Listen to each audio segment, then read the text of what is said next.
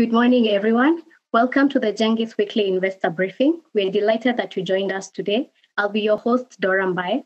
So today we'll be delving into the equities and fixed income markets, thanks to our research analysts, Melody Ndanu and Wesley Manambo. And we aim to have an interactive session, so please feel free to use the Q&A tab to send in your questions. We'll tackle them at the end of the presentation. Over to you, Melody. Thank you, Dora. Moment I share my screen.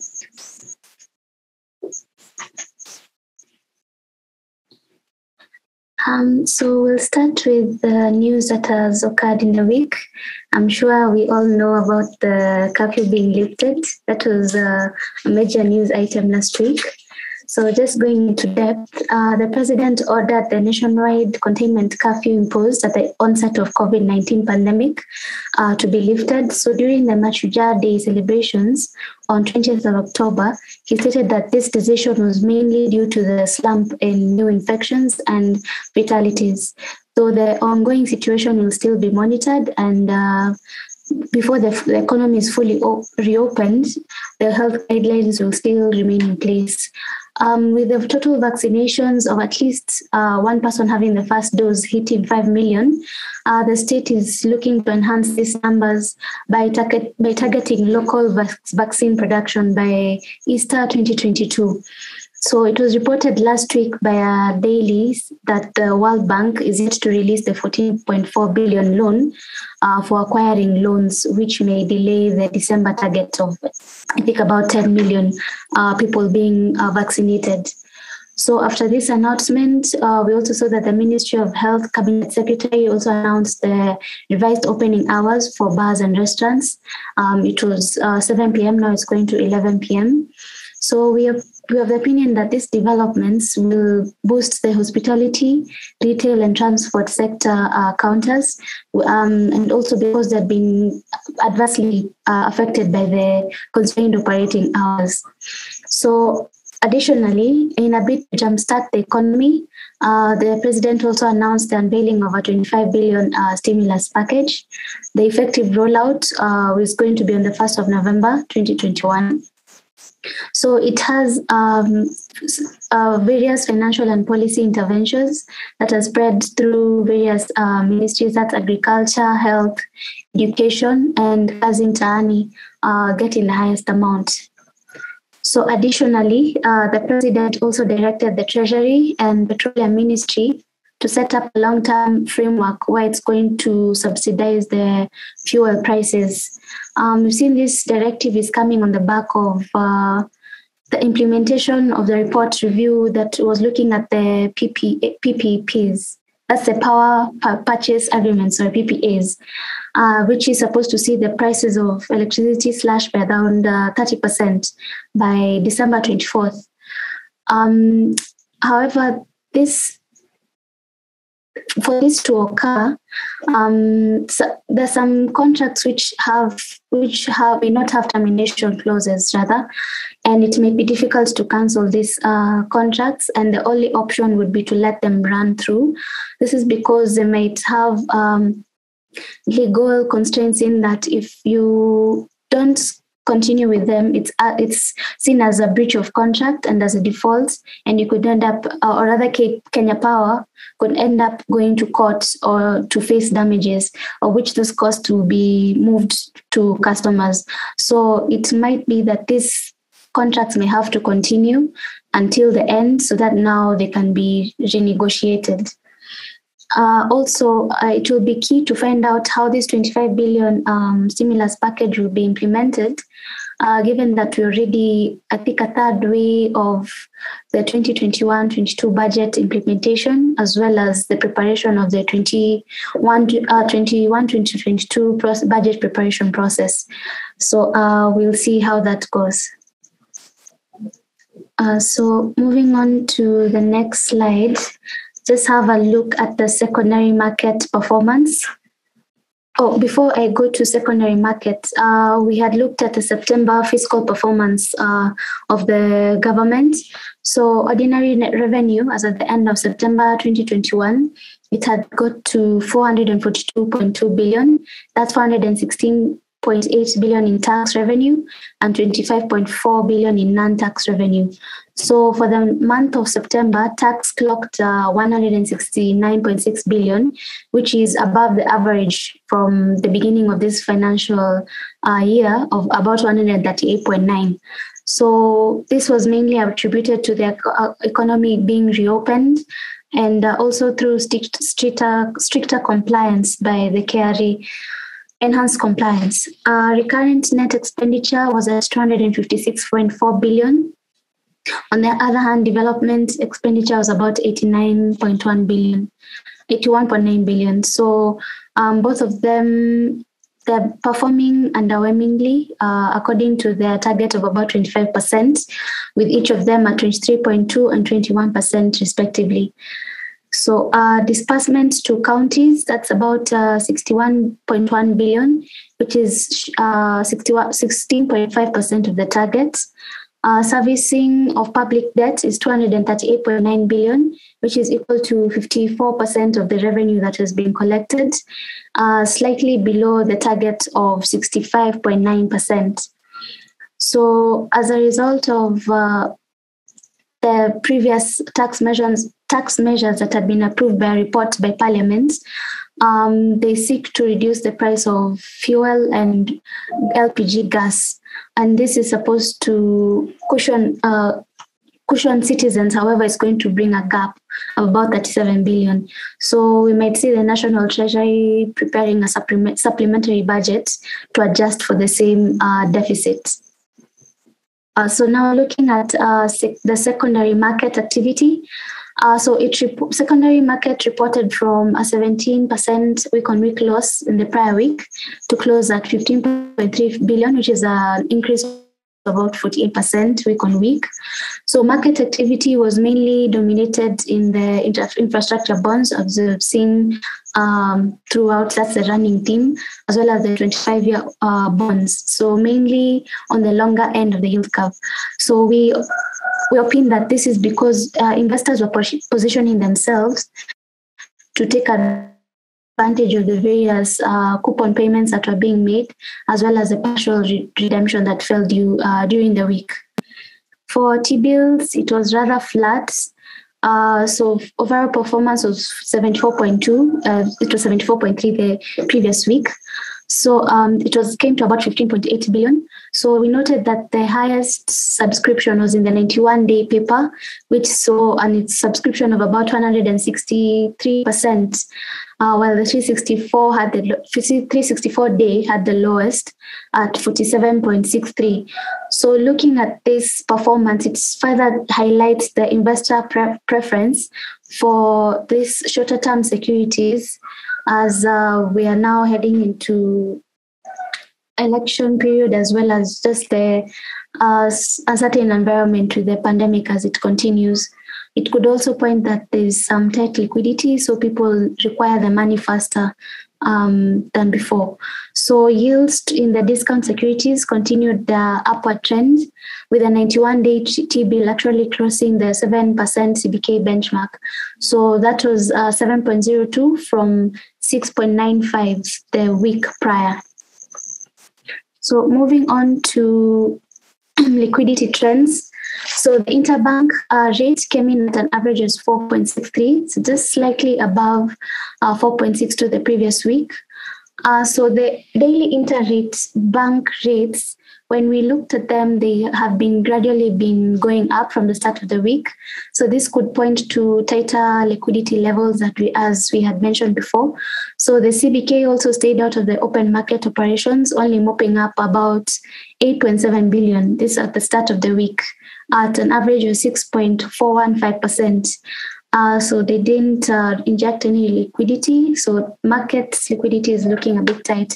Also because now you could say that politicians now are removing the money for now the electioneering process to begin for campaigns and such. So we can see this might have an effect on liquidity as well. So net domestic borrowing, according to our calculations, about 44.9% with the overdraft included. So that's 291.44 versus a prorated amount of 215.28 billion. So we are waiting for the announcement of the November bond during this week so that we can see how much the government is going to target to collect. So usually there's something called an MLF, a Market Leaders Forum, that should be held today. So after this is where we can, hopefully the CBK will announce the November bond. So this MLF, it usually meets monthly and is chaired by the governor of CBK. The forums are just usually mostly consultative, and the bank just takes into recommendations so that it helps in the making of the decisions of the bonds that are going to be issued, the pricing and the tenor, and other issues that may be facing the financial market, more specifically on government sale of government securities.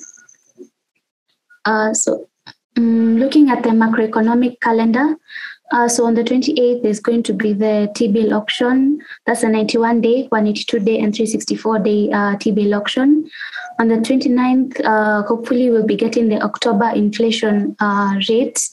We saw that it had got edged up last month to about 6.9, and mostly it's been going up due to the increase in fuel and gas prices. Moving on to the next slide, the fixed income trade. So it's on FXD1 2021-25 at 13.7 to 13.75 levels.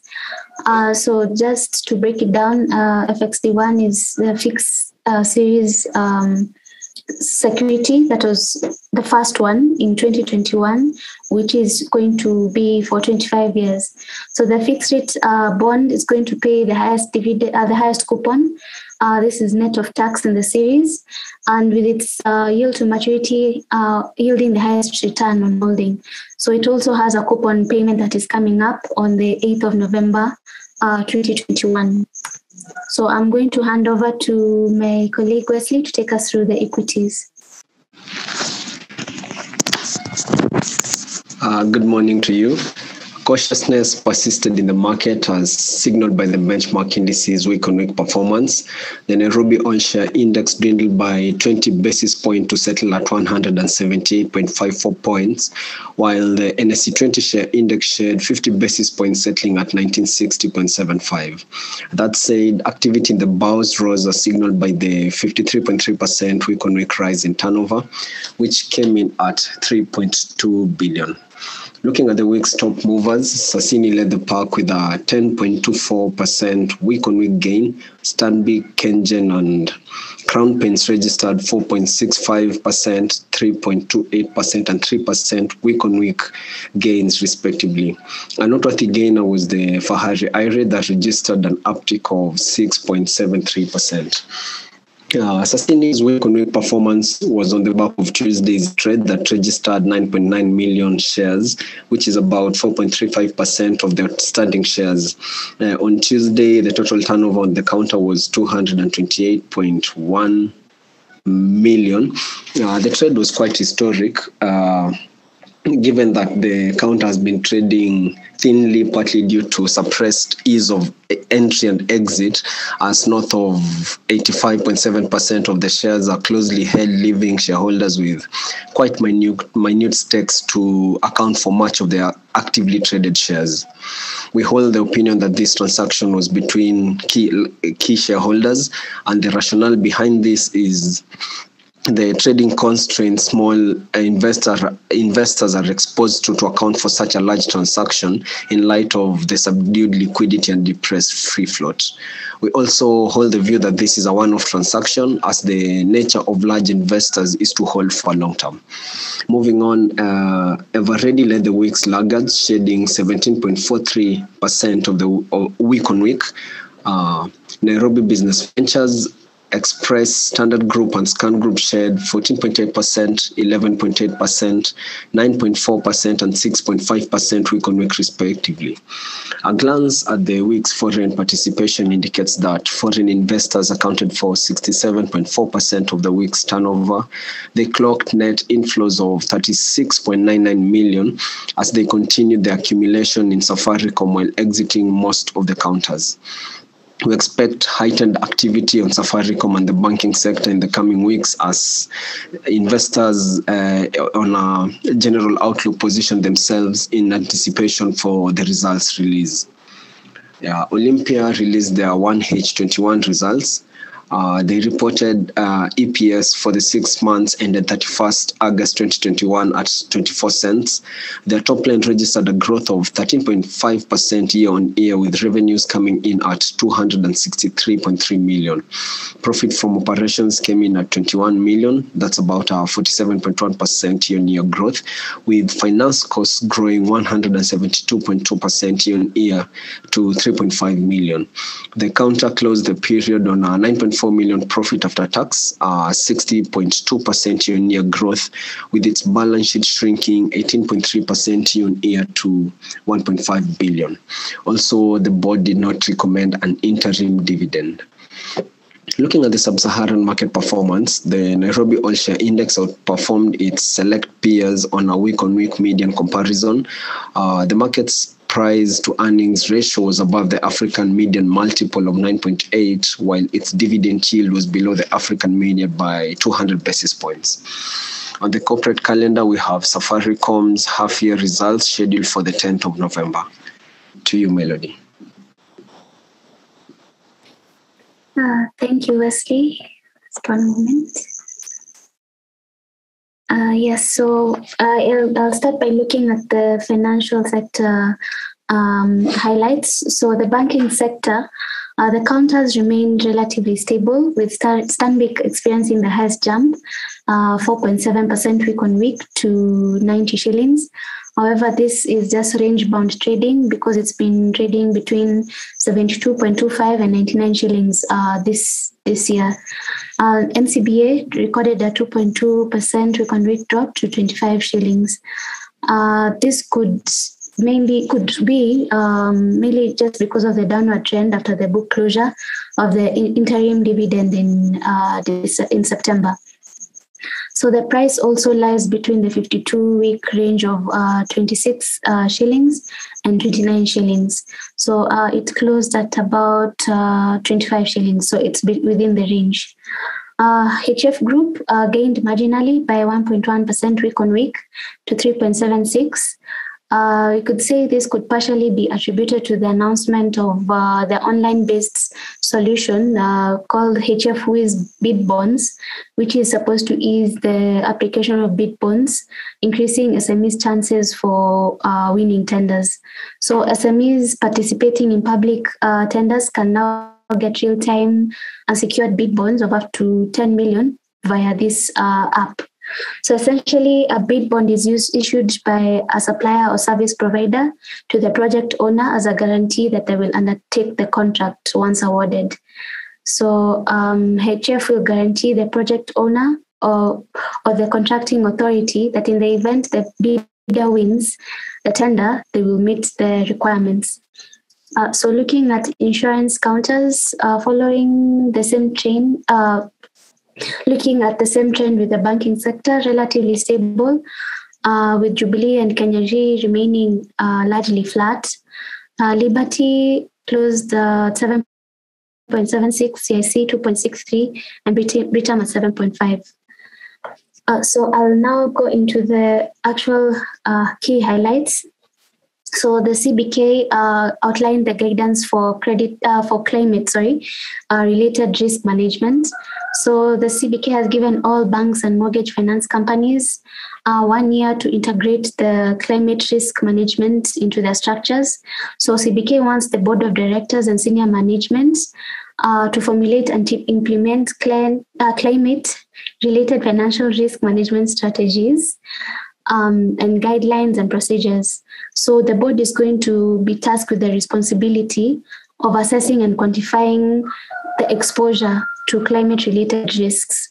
So each institution is supposed to submit a quarterly report to the CBK on the progress of the plan within 10 days of every calendar quarter, starting September 30th, 2022.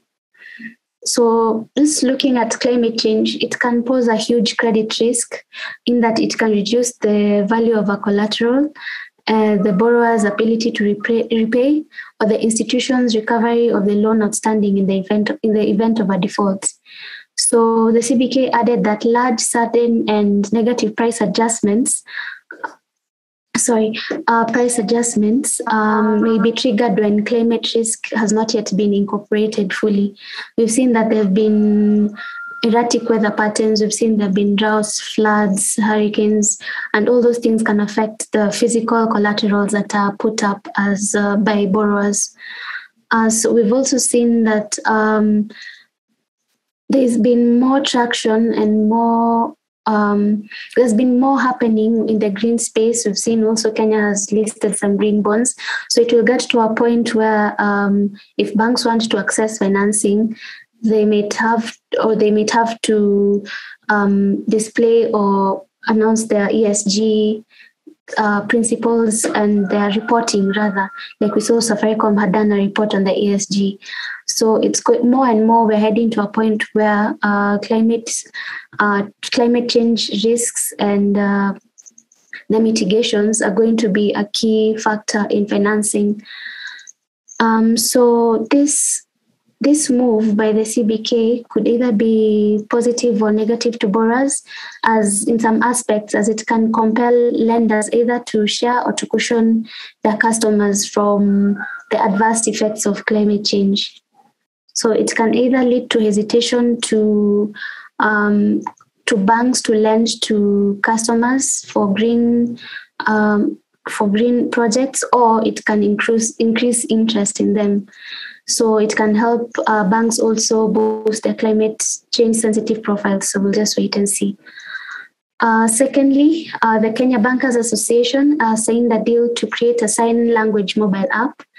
So this is going to facilitate better communication with deaf bank clients. So besides that, they're going to recommend that each bank should have at least one staff member at every branch to be taught the basic Kenyan Sign Language. So this is expected to boost financial inclusion of people who are differently abled. Thirdly, the president announced some key interventions for the financial sector. So coupled with the curfew uplift and the stimulus package, he also made some interventions that have a direct impact on both the borrowers and lenders. So borrowers defaulting on loans less than 5 million will not be blacklisted by the Credit Reference Bureau. So this was done to cushion businesses that are recovering from the continuing COVID-19 pandemic. So the new moratorium will be effective for a period of 12 months from September 2022. So this means that banks and other financial institutions will be unable to report negative credit information to the 3 registered CRB companies in Kenya. So even though the NPL ratio has been gradually going down, and this move is supposed to cushion distressed borrowers, the move might unfortunately become counterproductive, and it may lead to risk aversion by lenders who would prefer to lend to, let's say, the government, which is viewed as more or less risk-free. And in the end, it might end up actually slowing down private sector credit growth. So just one example would be like if somebody wants to borrow from M-Pesa or M-Shwari, because you don't use actual physical collateral, the collateral is information. So once they cannot get the information of somebody's previous repayment history, then it might end up locking out some people from borrowing. So unfortunately, we'll see how this pans out. For borrowers, it's a good thing, but for lenders, it might constrain their business. Also, there's a fact that because of these changes, regular changes of regulatory laws, it's going to make the business environment a bit unstable for lenders. So he also announced the upward revision of the disclosure requirement for source of funds for customers from 1 million to 5 million. So he directed the National Treasury to engage stakeholders to come up with a higher threshold from the current threshold. noting that the cash limit hurts SMEs that are largely transacting in cash. So I think this one may be a bit difficult to implement because the international standard is that anything above $10,000 needs to be disclosed. So this measure had been put in place to curb money laundering and financing to terrorism. So also with the fact that some people underdeclare their transactions, it might also affect the revenue collection by KRA. So we're going to see how that will be implemented. Lastly, the head of state also urged Treasury to engage all digital payment providers to be with the aim of deepening and expanding the use of digital payment channels, especially by small-scale traders and households. So this one is a positive move. We've seen that most banks have been stepping up their digitization process, making access to funds easier and faster. Lastly, Kenyan pension funds, pension funds are expected to rebound in 2021. So there's been a conference that has been going on in Malindi that has been focused on pension fund trustees. So they have been gauging the impact of the pandemic on the environment and how to shield the market from negative impact. So it's been noted that the sector is yet to recover from losses. So this pension funds need to find ways to make their investments sustainable. So they are suggesting investing in proposed new asset classes, that's infrastructure bonds, property, and sustainable development projects.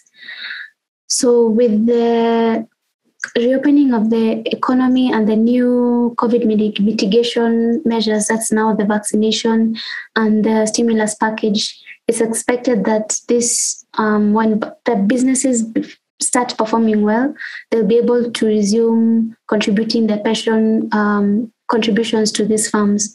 So it's expected that business recovery will help boost the performance of pension funds. Now, lastly, CMA, that's the Capital Markets Authority. They released their quarterly statistics report. So just go through a few highlights. So in the primary treasury bond segment, there were 8 treasury bonds that were issued. That's 5 reopenings, 2 new issues, and 1 tap sale. So during this time, the government sought to raise about 245 billion, and instead it got about 411.3 billion. So we saw that there was quite an impressive performance, could say. So the government accepted about 304 billion with an aggregate of about 74% acceptance rate. Looking at the corporate bond segment, the corporate debt issues, the balance stood at 16.83 billion, which is a 21.6% decline from 21.5. So the decline mainly has been attributed to family banks, the MTN program that they had repaid. They had paid the final interest and principal. Also, the Econ Project LLP, it had a partial and early redemption. And EABL had the medium-term note had been redeemed in June 28th, 2021. Though we know that there's a new EABL MTN that's underway, and this figure might go up. Secondary markets with the bond turnover has been increasing 32.14% from 2020 compared to the 2021 quarter 3. So mainly due to the IFB, that's the infrastructure bond, that saw it attract investor interest. Equity turnover, it declined 17.32%. But on the other hand, market capitalization went up by 29.3%. So right now we see that there's a bit more optimism in the equities market as compared to last year, as investors reacted to reports of increased COVID vaccination that saw some panic selling. So hopefully with the economy coming back into let's say now the economy is slowly being reopened, hopefully we'll see some better results from listed counters. So for the trade of the week is a buy on Absa. So Absa is keen on innovation. It's earmarked about 1.6 billion this year for digital transformation. So it has also launched the WhatsApp Pay platform, and it's continuing to leverage this digitization to boost its income, cost optimization. So traditionally, Absa has been paying dividends. So we're expecting that this will anchor the stock back as a dividend play, though it hadn't paid dividends last year. And it's anticipated that its performance will continue in the coming quarter, which is a quarter 3, as we're waiting for the results. And that's it from me. Thank you so much, Melody and Wesley, for the insightful presentation. So we'll go straight to the questions. So Kamau is curious, how come the lifting of curfew hardly excited the market? I would say because we actually need to see the company performance before we can gauge if the curfew has actually made an impact. But we are hopeful that it's going to make an impact down the line. So currently, I think investors are already priced in the news. So it's hardly excited the market per se. So we're just going to see how our companies fare on going forward. That's what is going to determine with the results releases. Okay, thanks for that, Melody. He's also asking, the prospectus for MTN Uganda is out. What's your advice for Kenyan investors? So unfortunately for MTN Uganda, we haven't valued the company itself per se. So you can say that in terms of an IPO for a technological company, we saw how Safaricom, the IPO went. It was successful, and right now it's one of the best performing counters that we have out there. Though we can't put like for like between MTN Uganda and Safaricom because they have their own different strategies outlined. So I'd say there are some key factors that one should look out for. Mainly the positives and mostly the things that are affecting the counters. That's the regulatory environment in Uganda, the type of capital expenditure they're going to undertake. So we've also looked at the population. We see that it has a high population. So how is this going to factor into their strategy of expanding either their data or their call services? So there are various aspects to look at MTN. However, we haven't valued the company in itself. Thanks for that, Melody. Wesley, might you have anything to add on that? She has covered it quite well. All right.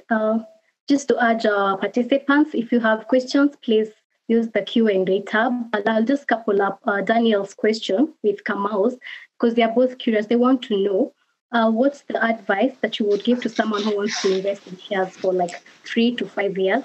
So which counters? And then Kamau wants to know for longer term, 20 years, which counters? Okay, so that's from a medium term to a long term perspective. We're looking at stocks that are from very strong sectors, and also the blue chip names in the bows, names like Safaricom, and this is on the back of the Ethiopian venture. Despite the risk exposure, the Ethiopian venture is quite promising for a long-term investment, as the teledensity is about 43%, so there's a promising growth there. And it goes without saying that the counter is projected to heavily profit from the untapped mobile money business on the regulator's green light. And it's a 15-year license, so on a long-term perspective, I think that has covered your time duration. Then other names like EABL, looking at some of the drivers, I think the lower alcohol per capita that stands at about 2.8 according to data by the World Bank.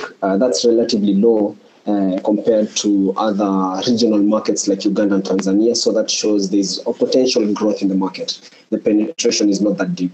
Also, there's this aspect of ABL shifting to green energy by 2030. That will trim down the costs with a significant percentage, and it will translate to a larger stake of the top line, trickling down to the bottom line. Also, from a growth perspective, Tanzania is projected to take the center stage in the long-term view. This is on the back of the increased stake in Serengeti Breweries Limited and outstanding performance by the Serengeti brands. Then the stocks like Kenyan, which are deeply discounted and they have good dividend play.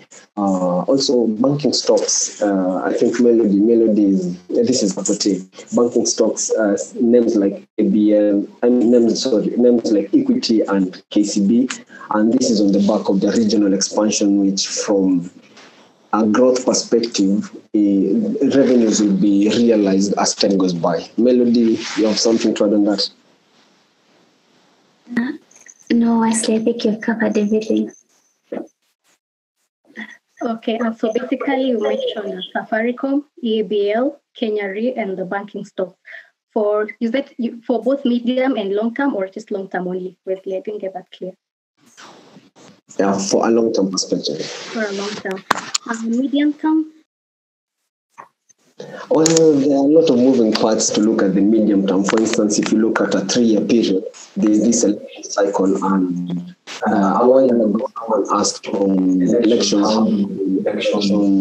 and this is just someone asked on how election cycles pose a reason, and there are many moving factors with such cycles, and looking at this cycle, we can only tell of the effects after the aftermath. And at times, the pre- and post-election swings have a significant tie to some underlying drivers that happen to be linked to each cycle. So, to tell of the medium perspective, you have to look specifically at the sector growth at the company, because for every growth, it's either you're looking at the potential of the company, which heavily relies on the past performance in a way to make some projections, and also management's outlook on the future and how they how they handle the balance sheet and generate the P&L. Also, looking at the medium term, we'll go with, I think the stocks that work from the long-term perspective will have a good play in the medium term. Although there are some names that will play well this period of time, but in the larger time horizon, they may not happen. But the long-term stocks will be a good play for the medium term. Melody of something from wisdom.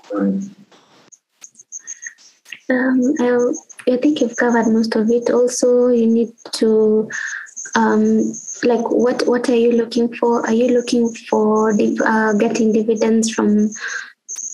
Are you planning to get dividends from these shares, or are you planning on using them to because of the price going up, the capital appreciation?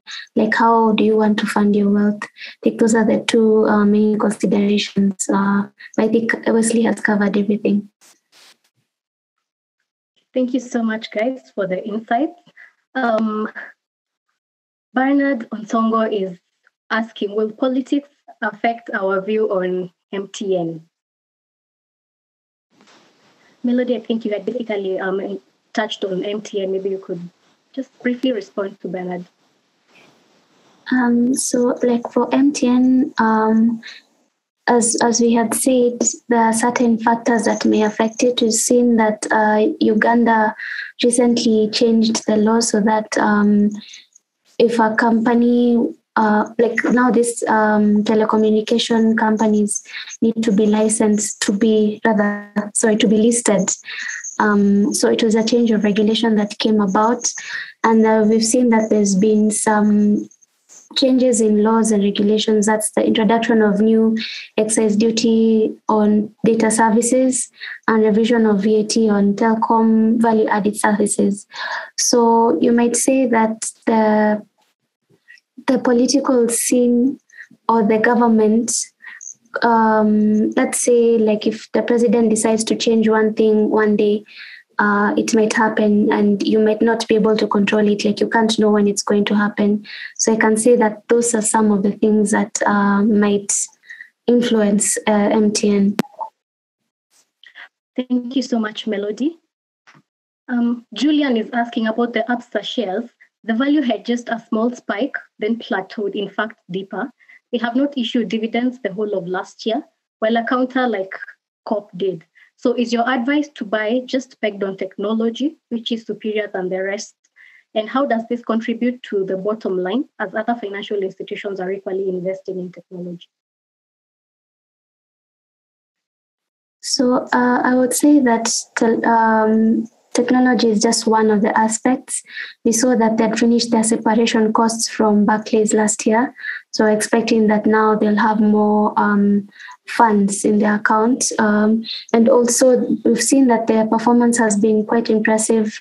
They've been letting go of their provisions and hopefully we're hopeful that they will pay dividends because they had not paid dividends the prior year.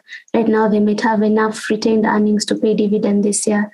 So it's not pegged on technology alone. Also there are other aspects to the company. Yes, I think that's from my end.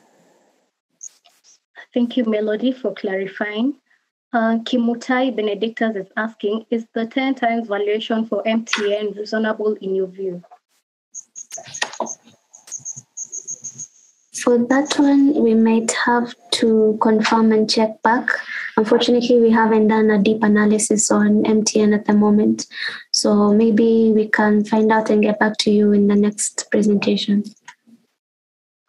Okay, thank you so much, Kimutai. We'll ensure that Melody and Wesley respond to your question.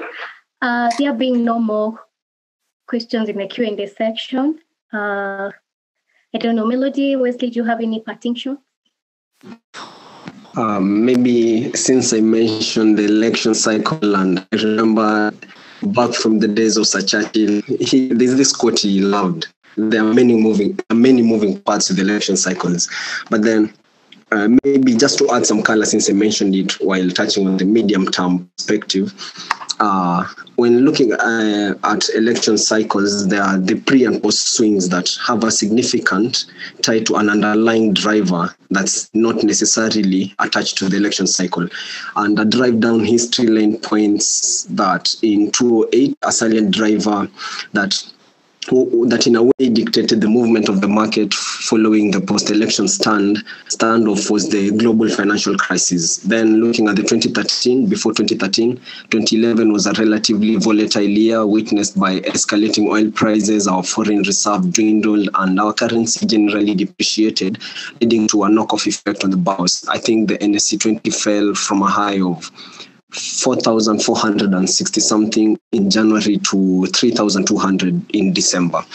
Then looking at in 2019 equity performance was subdued following a decline in foreign investor participation and poor performance by some counters that saw receivership and delisting.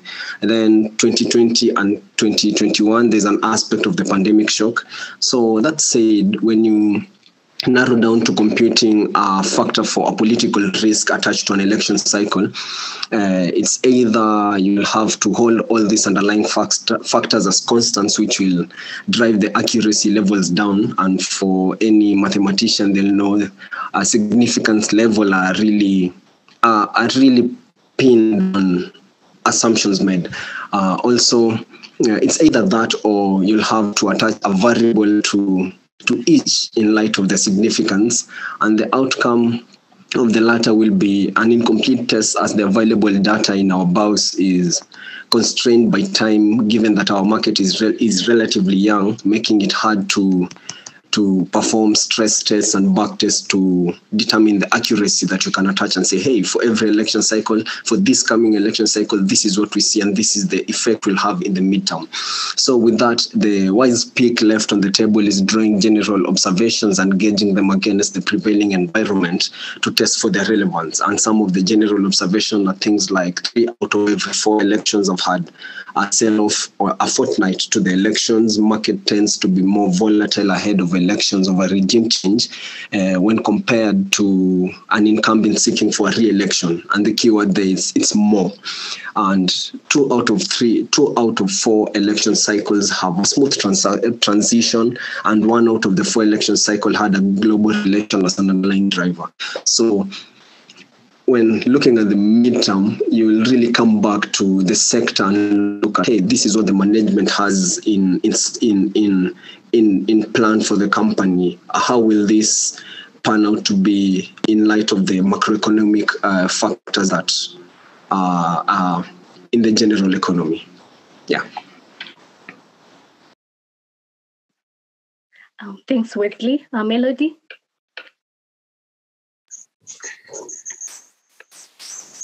Hello, sorry? Am I audible? I don't know, maybe I'm having issues with my audio. Can you hear me? I can hear you now. Okay, so thanks Wesley for the insights. Melody, any parting shots for the participants? For me, I think everything has been covered. Just wanted to say thank you to everyone who has taken time off the day to be with us. And thank you, Dora, for your support, and Wesley. And also those in the background, Damaris, Daniel, and Ian. Thanks. Melody. So everyone, thank you for making time to be part of our webinar today. If you have any concerns or queries, kindly feel free to reach out to us on social media, or you can as well use the email address genghis@genghis-capital.com. So thank you so much. Have a lovely week. See you next month. Bye-bye.